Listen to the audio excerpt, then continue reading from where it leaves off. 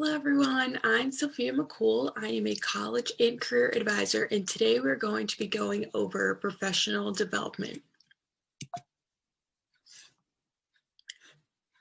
So first thing we're going to be discussing today is your resume. So a little bit about a resume. It is a formal document that showcases your career, background, and skills. So here you can see a little example of one. They're all going to look different depending on how you format yours, but this one is for a high school student. We have her education listed, activities she's participated in, work experience, skills, additional details, and hobbies. Depending on who you are and what you've done, the categories that you choose to include on your resume are going to be different, but we'll go over that a little bit later. So why do you need a resume? A resume is a great way to showcase your skills, education, experience, and talents. Preparing a resume also shows employers that you've invested time in putting it together, and that also shows them that you have a good work ethic. And most employers require one when applying for a job. So what if you don't have any work experience? Don't worry. Experience doesn't only have to come from work. Employers also look for skills and abilities in addition to experience.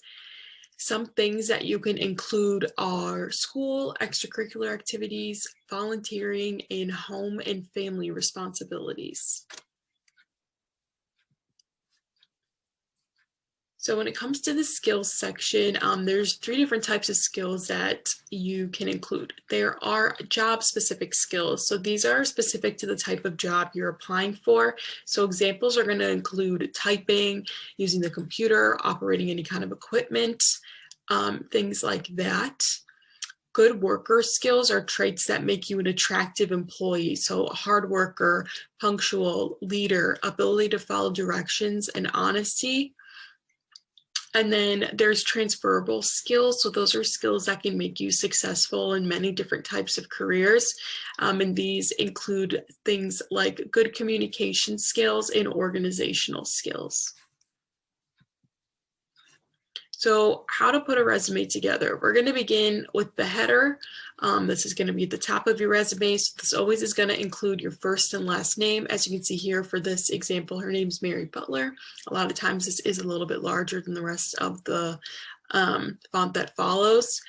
Your email, please make sure this is not a school email. Make sure it's a personal one, and make sure it sounds professional, just so you look the most professional for your job and you're putting your best foot forward.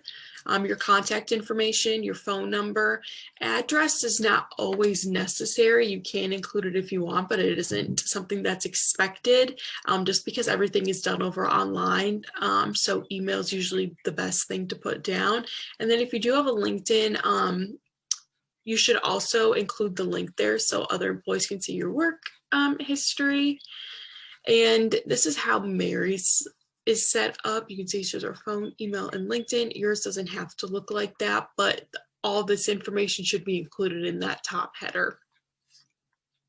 And then she also has her occupation listed. You don't have to do that if you aren't currently employed or don't have a career just yet. A summary.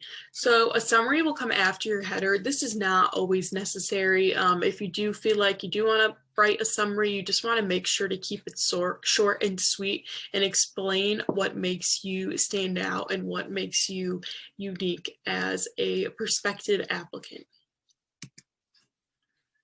So the next section you do want to include on your resume is your education.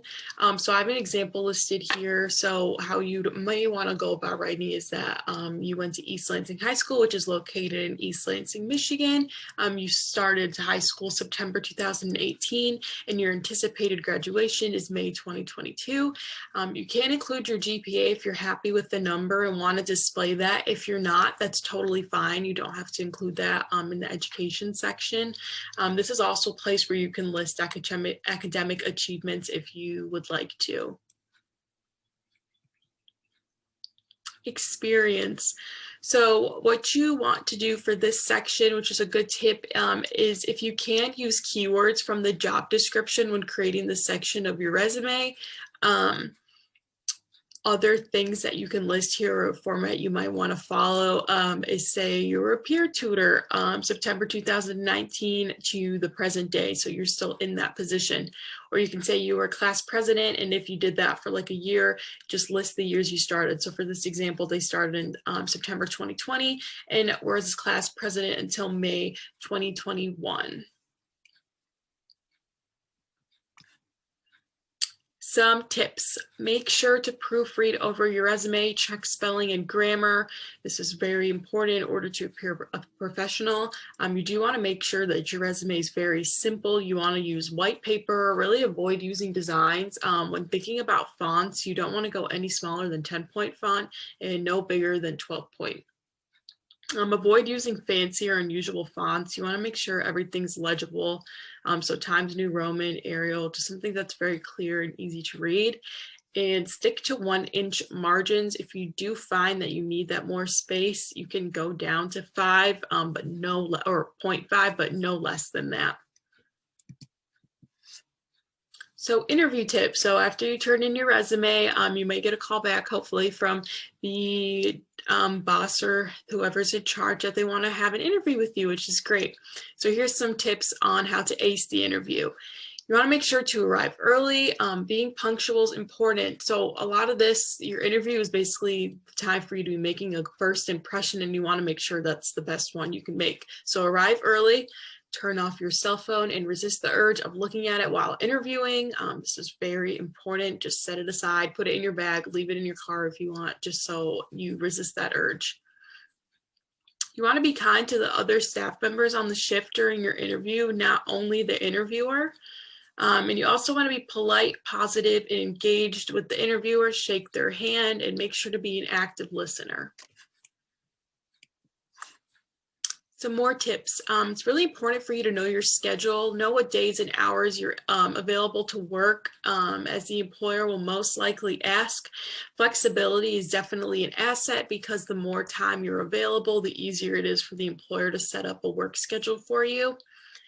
Be prepared to ask questions after the interview. A lot of the time, something I like to do is make a list ahead of the interview and just bring it in with me on like a notepad, and have those ready. And then after the interview, if you want, it's always nice to send them a thank you note, just thanking them for their time. A couple more tips, as I mentioned before. First impressions make a large impact. Take care with the way that you dress and groom yourself. So make sure you wear wrinkle-free clothing and avoid garments with holes. For most jobs, business casual will be suitable. Consider the type of organization you are targeting as you prepare for interview attire. So maybe if you're applying to work at a clothing store or a job in retail, you may want to show some fashion or show off your personal style. That could definitely be an asset for you when it comes to that interview. Here's a little example of what can be considered business casual. So you can see for a girl, closed-toed shoes, dress slacks, or a blouse. I've seen a lot of times people will wear jeans, just make sure there's no holes in them. Or you can do hosiery, a skirt, you can do a cute sweater, a blouse, just something that's pretty modest and appropriate.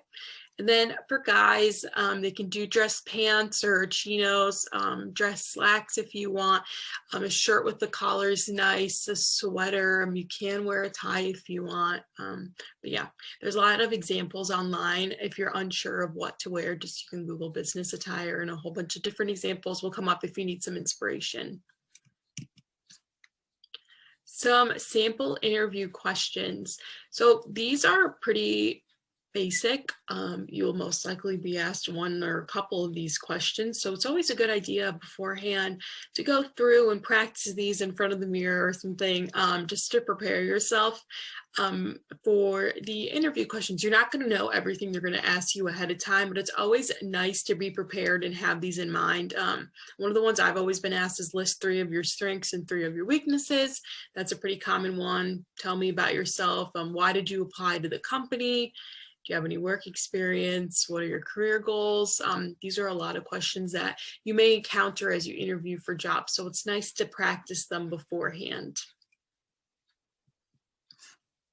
So lastly, we're going to go over your online presence. This is very important, not only presenting yourself professionally when you go to meet your employer in person, but online is also a very, very, very important place for you to be presenting yourself in a professional manner. Social media is a great way for you to network, connect, and express with people, but more often than not, potential employers will refer to your social media to get a better understanding of who you are. So because of this, you want to create a positive and professional online presence. So be sure to think about what you're posting on all of your social media platforms. Just before you post a picture or write a little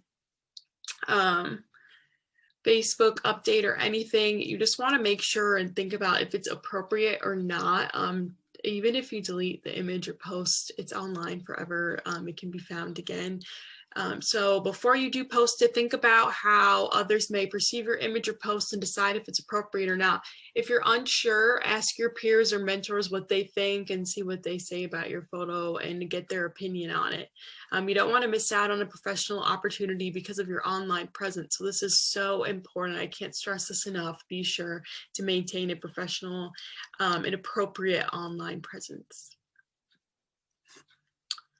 So that's all I have for you today. Thank you for listening. If you have any questions on anything I went over, putting your resume together, any interviews, or any questions about presenting yourself online, feel free to email me or my co-advisor Ann at right under my email with any questions that you may have. Thank you.